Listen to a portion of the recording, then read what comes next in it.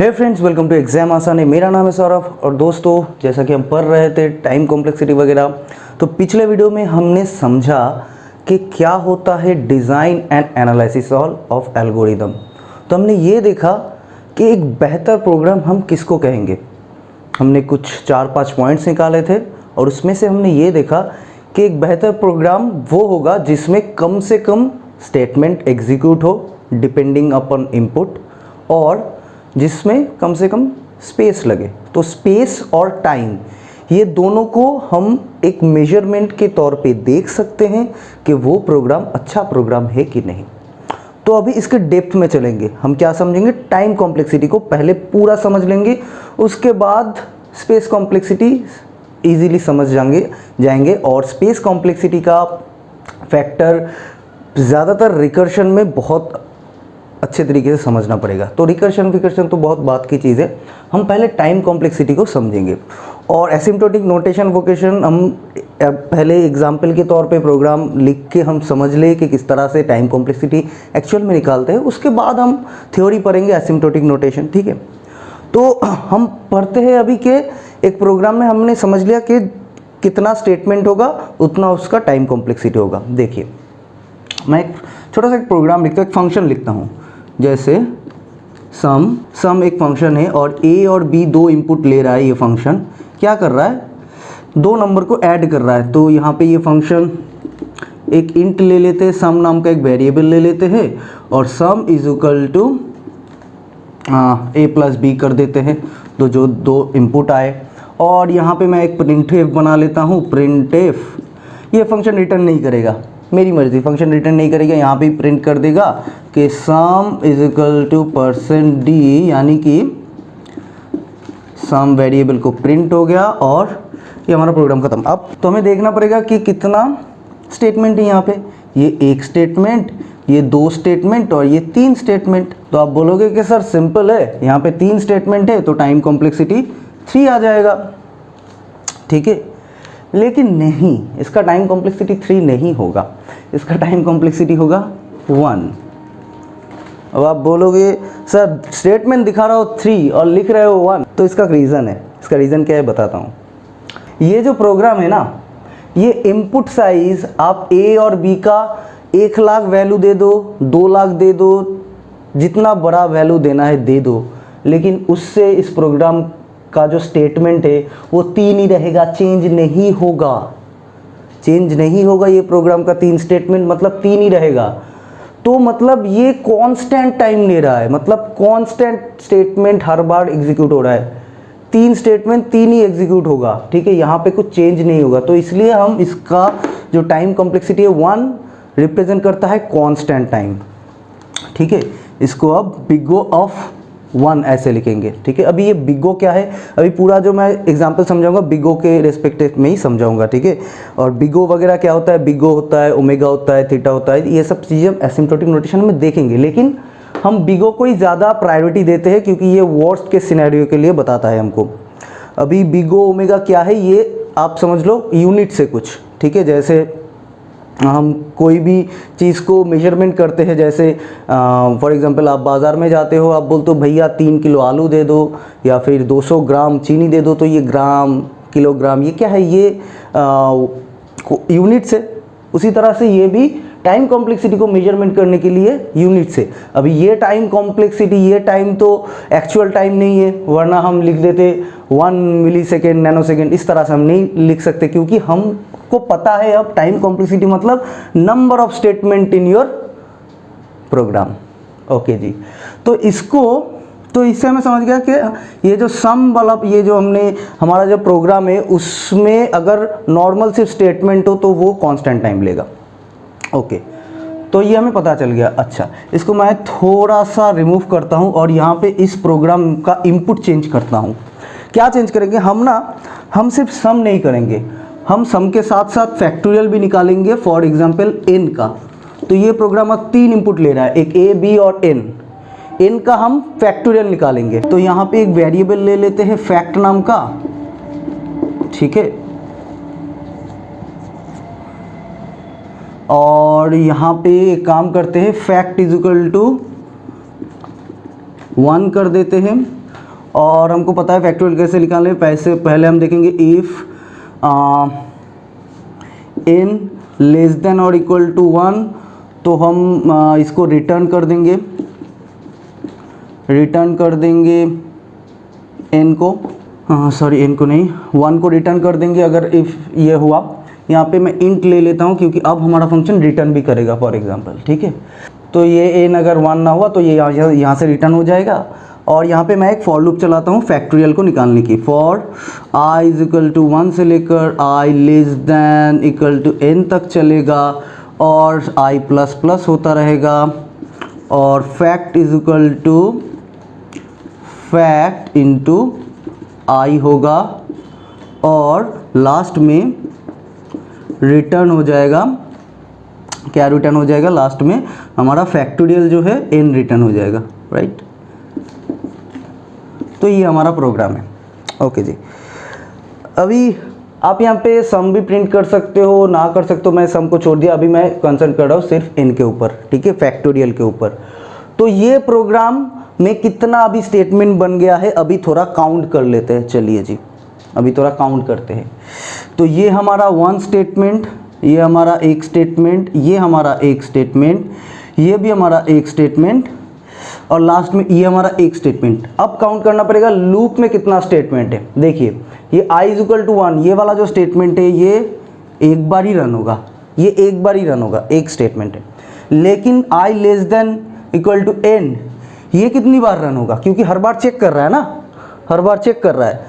तो ये जो स्टेटमेंट है ये n टाइम, 1 से लेकर n तक रन होगा, ये n टाइम रन होगा, ठीक है। i का वैल्यू अगर 5 होता, सॉरी n का वैल्यू अगर 5 होता तो 1 2 3 4 5 टाइम्स ये चेकिंग चलता, और साथ ही साथ i प्लस प्लस हो रहा है, ये भी n टाइम चलेगा, ठीक है।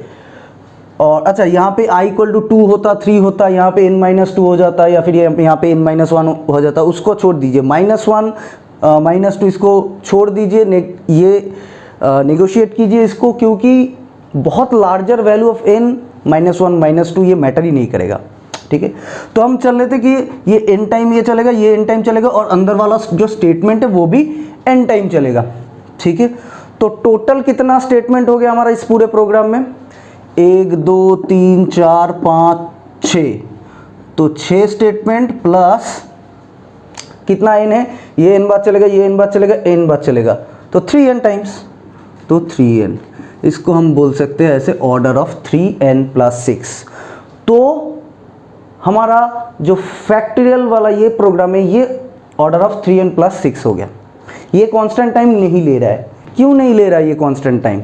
देखिए दोस्तों, पिछला वाला जो प्रोग्राम था जो कि a और b के ऊपर डिपेंड था, वहां पे मैंने क्या कहा कि a और b का वैल्यू चेंज करो, ये नंबर ऑफ स्टेटमेंट नहीं बदलेगा, तो इसलिए ऑर्डर ऑफ n। यहाँ पे आप n का वैल्यू 5 लो तो ये 3 × 5 हो जाएगा, राइट। n का वैल्यू आप 1000 लो तो ये 3 × 1000 हो जाएगा, है ना। तो n के वैल्यू के ऊपर डिपेंड करके ये लूप का जो स्टेटमेंट है, लूप के अंदर वाला सिर्फ देखिए, आप भूल जाइए बाकी सब चीज़, लूप का जो अंदर वाला स्टेटमेंट है वो कितने टाइम एग्जीक्यूट होगा।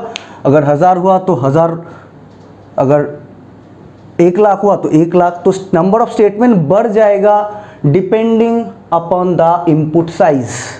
तो इनपुट साइज के ऊपर डिपेंड करके हमारे लूप के अंदर जो स्टेटमेंट है वो चेंज हो रहा है, तो इसलिए ये कांस्टेंट टाइम नहीं लेगा, ये वाला टाइम लेगा। अभी ये वाला टाइम भी एक्चुअली नहीं लेगा, इसको हम और छोटा करेंगे, ये कांस्टेंट को हटा दीजिए, 6 को हटा दीजिए, आप लिखिए ऑर्डर ऑफ 3n। यहाँ पे भी आप कांस्टेंट को हटा दीजिए, लिखिए ऑर्डर ऑफ n। तो ये वाला जो पूरा प्रोग्राम है आपका टाइम लेगा ऑर्डर ऑफ n, ठीक है। तो इस तरह से हम टाइम कॉम्प्लेक्सिटी निकालते हैं। तो चलिए, होप कि ये क्लियर हो गया है। अब थोड़ा एग्जाम्पल करते हैं। चलिए, ये सिनेरियो आपको क्लियर होना चाहिए। तो मान लीजिए कोई प्रोग्राम वगैरह है, एक लूप चलाते हैं, उस प्रोग्राम में n इनपुट है, तो फॉर i इज इक्वल 1 से लेकर i less than equal to n तक चलेगा, i प्लस प्लस होगा, और यहाँ पे कुछ परफॉर्म हो रहा है, a is equal to b + c, कुछ भी स्टेटमेंट हो सकता है, एक स्टेटमेंट हो, 10 स्टेटमेंट हो, डजेंट मैटर। अभी चलिए मैं यहाँ पे और एक स्टेटमेंट लिखते हैं, x equal to x plus y. चलिए 2 स्टेटमेंट है। अभी यहाँ पे फंक्शन में इनपुट दिया गया है n। अभी इसका कॉम्प्लेक्सिटी आप सिर से निकालिए, खुद से निकालिए, आपको पता है। अभी निकालने के लिए क्या करना पड़ेगा, यहाँ पे एक स्टेटमेंट, यहाँ पे n स्टेटमेंट और यहाँ पे 2 स्टेटमेंट है, लेकिन n टाइम में लूप चल रहा है तो 2n बार चलेगा, राइट। तो कितना हो गया, n और 2n मतलब n प्लस 2n प्लस 1, यानी कि 2 3 4 4n प्लस 1, यानी कि ये 1 हटा दीजिए, ये 4 हटा दीजिए, बस आपको n लिखना है इधर पे, मतलब ऑर्डर ऑफ n इसका टाइम कॉम्प्लेक्सिटी। आप एक चीज़ देख रहे हो कि यहाँ पे लूप के अंदर कितना स्टेटमेंट है वो मैटर नहीं कर रहा है। अगर लूप के अंदर कुछ इंक्रीमेंट डिक्रीमेंट होगा इस वेरिएबल को लेकर वो मैटर करेगा, ठीक है। लेकिन लूप के अंदर कुछ भी एग्जीक्यूट हो रहा है, प्रिंटफ हो रहा है, स्कैनफ हो रहा है, हम कांस्टेंट टाइम ले रहे हैं ऐसा एज्यूम कर लेंगे। तो नेक्स्ट बार से हम ये नहीं देखेंगे ये कितनी बार एग्जीक्यूट हो रहा है या फिर ये हम देखेंगे लूप में जो स्टेटमेंट है लूप कितनी बार घूम रहा है। लूप जितनी बार घूम रहा है उतना टाइम कॉम्प्लेक्सिटी, सिंपल। और क्या चाहिए, लूप जितनी बार घूम रहा है उतना उसका टाइम कॉम्प्लेक्सिटी। तो हमको ये समझ में आ गया ये वाला जो लूप है जो कि 1 से लेकर n तक चलेगा, इसका टाइम कॉम्प्लेक्सिटी होगा ऑर्डर ऑफ n। ओके जी, और एक लूप लेते हैं इसके अंदर, अब आएगा मज़ा। फॉर j नाम का एक वेरिएबल लेते हैं, j इज इक्वल 1 से लेकर j less than equal n j plus plus, okay.